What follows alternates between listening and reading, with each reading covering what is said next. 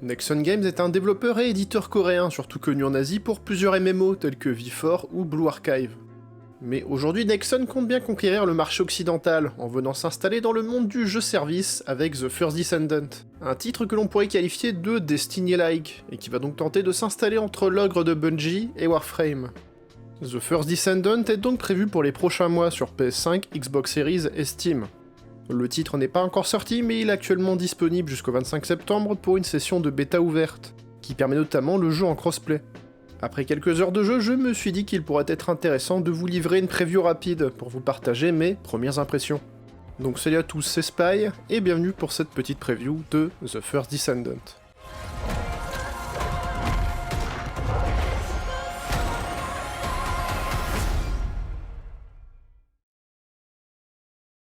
Le jeu commence avec une petite cinématique introduisant le lore du jeu, et là déjà un petit bémol puisque pour cette bêta il faudra se contenter d'une traduction en anglais.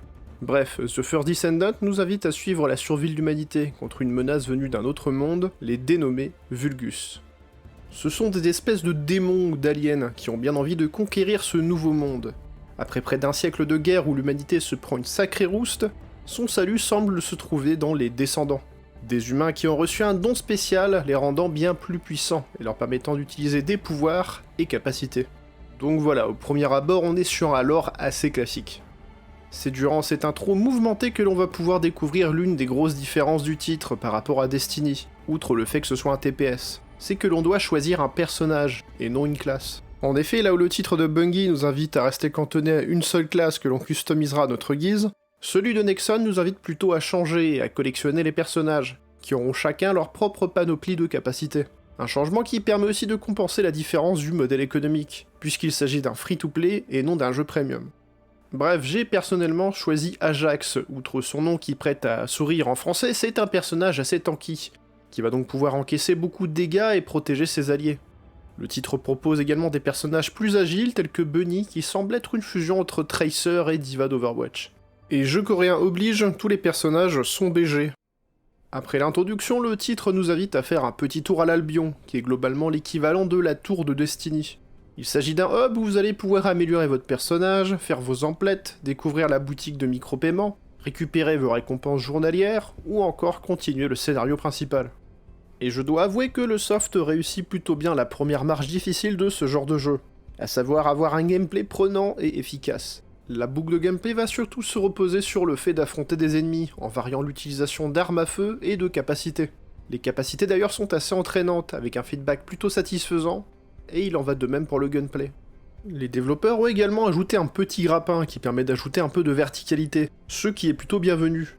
J'aurais cependant un reproche sur les limites de munitions. Là où dans Destiny notre arme de base est illimitée, ici ce n'est pas le cas. Ce qui m'a donné un moment assez lunaire où j'étais tout seul face à un boss et je n'avais plus aucune munition.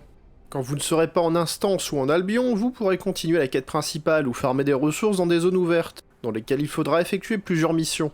Des missions qui consisteront pour la plupart à repousser des vagues d'ennemis, dans le but de protéger ou de pirater un objectif. Des séquences qu'il faudra peut-être que les développeurs varient sur la durée, même si heureusement l'aspect social permet de rendre ce côté moins redondant. D'ailleurs cet aspect social est plutôt bien géré. Déjà avec la présence du crossplay, mais aussi dans le fait que le jeu va directement vous grouper avec des gens qui font les mêmes activités que vous. Vous pouvez également faire le tour en équipe avec des copains, c'est d'ailleurs ce que j'ai fait avec ces braves Tickwick et Copan qui ont bien voulu m'accompagner pour quelques heures de jeu. Et c'était assez agréable de pouvoir se coordonner dans les différentes missions et profiter des diverses capacités de nos personnages, notamment avec Ajax qui, comme je l'expliquais tout à l'heure, agit comme un tank. Et c'était plutôt fun de pouvoir protéger ses collègues en posant des barrières ou en rentrant dans l'art avec une capacité.